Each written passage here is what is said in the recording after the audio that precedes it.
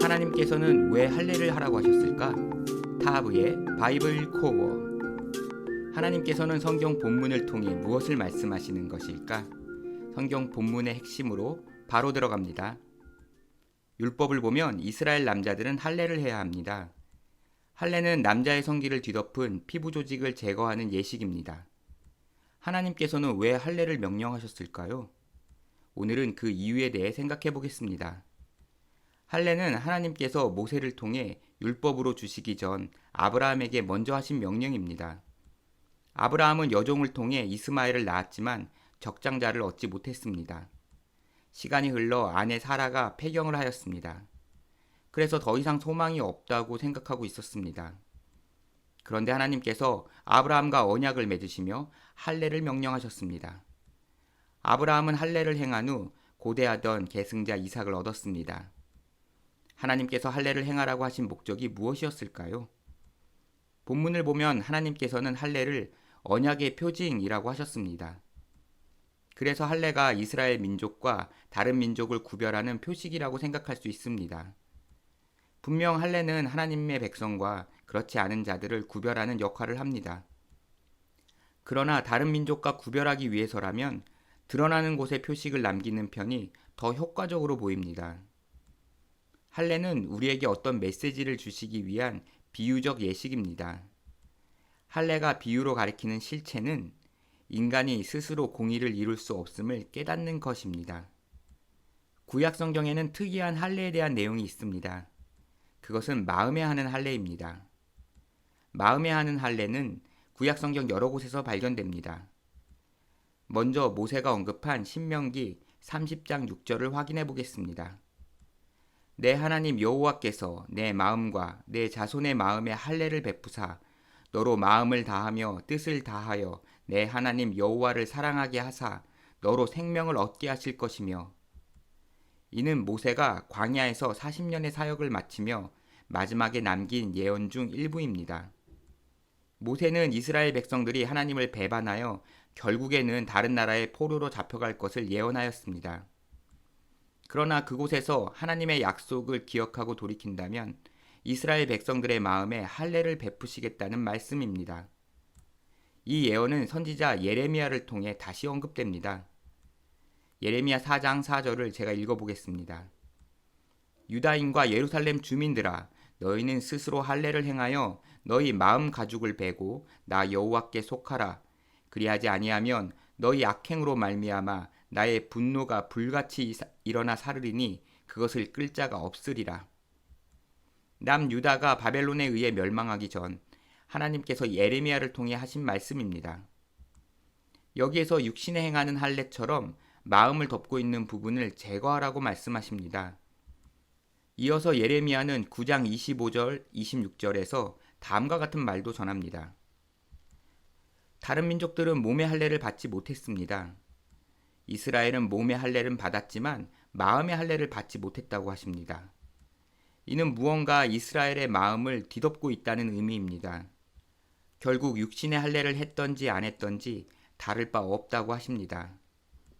따라서 육신에 행한 할례로는 아직 부족하며 마음의 할례를 받아야 함을 알 수 있습니다.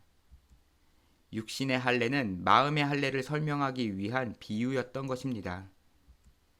그러하기에 사도 바울이 육신의 할례가 진정한 할례가 아니라 마음의 할례를 해야 한다고 말한 것입니다. 그렇다면 마음 가죽은 무엇을 가리키는 것일까요? 인간은 스스로 율법의 의를 이룰 수 없이 타락하였습니다. 그러나 자신이 율법의 의를 충족하여 하나님께 나아갈 수 있다고 믿었습니다. 이와 같이 진실을 깨닫지 못한 인간의 상태를 마음을 가죽이 덮고 있다고 비유하신 것입니다. 하나님께서는 인간이 스스로 공의를 충족할 수 없는 비참한 상태임을 깨닫지 못하고 있음을 알고 계셨습니다. 인간의 진실한 신앙은 자신의 부패와 무능을 인정하는 것에서 시작합니다. 자신이 율법의 의를 만족시킬 수 없는 존재라는 진실을 인정하는 것이 바로 마음에 행하는 할례입니다. 인간은 스스로 율법의 의를 만족시킬 수 없음을 인정하고 나서야 비로소 대속의 은혜가 필요함을 알게 됩니다. 인간이 자신의 의가 아닌 대속의 의로 하나님께 나아갈 수 있음을 깨닫게 되면 드디어 하나님의 인간 구원 프로젝트의 신비가 이루어집니다. 세상이 이해할 수 없는 성령 하나님께서 인간에게 함께 하시게 됩니다. 성령 하나님께서 함께 하시는 인간은 그때야 비로소 율법이 가진 진의를 깨달을 수 있습니다. 그리고 그 의에 순종하게 됩니다. 이러한 일련의 과정에서 인간이 자신의 의로 하나님의 율법을 지킬 수 있다고 믿고 노력하는 시기가 있습니다. 바로 율법 아래 거하는 때로 아직 자신의 전적인 타락을 깨닫지 못한 시기입니다. 이때 인간은 율법을 지키기 위해 노력하여 인간이 보기에 의롭다고 할 만한 결과를 어느 정도 얻기도 합니다. 아브라함이 하나님의 약속을 자신이 이루어 보려고 종을 통해서 이스마엘을 낳은 것처럼 말입니다. 인간이 보기에 이스마엘은 아브라함의 계승자처럼 보였습니다. 그러나 이스마엘은 하나님께서 약속하셨던 계승자가 아니었습니다. 아브라함이 할례전에 낳은 이스마엘은 인간이 율법의 의를 이루려 스스로 노력한 결과를 상징합니다. 아브라함은 자신의 힘으로 하나님의 약속을 지키려 했지만 가정의 갈등만 더해졌습니다. 자신의 한계를 여실히 느끼고 모든 것을 내려놓았을 때 하나님께서 자신의 언약이라고 강조하시며 아브라함에게 할례를 명령하셨습니다. 그리고 하나님께서 약속하신 계승자 이삭을 얻었습니다. 할례 후 낳은 이삭은 하나님께서 이룩하신 의를 상징합니다. 하나님께서는 이러한 내용을 아브라함의 인생 모델로 설명하신 것입니다. 한편 이스라엘 백성들은 율법의 의를 지킬 수 없는 실체가 멸망의 역사 속에서 드러났습니다. 그들이 포로로 잡혀가서 자신들이 율법의 의를 만족시킬 수 없는 죄인임을 깨닫는 것, 그것이 바로 마음의 할례가 이루어지는 것입니다. 이와 같은 하나님의 일하심이 역사로 그냥 이루어진다면 사람들은 그것을 하나님께서 하셨다는 사실을 모르고 지나칠 것입니다. 하나님께서 언약의 표징이라고 하시며 할례를 대대로 이스라엘의 흔적으로 남기도록 하신 이유는 인간의 구원을 위해 하나님께서 일하신 증거로 삼기 위해서인 것입니다. 지금까지 타브의 바이블 코어였습니다.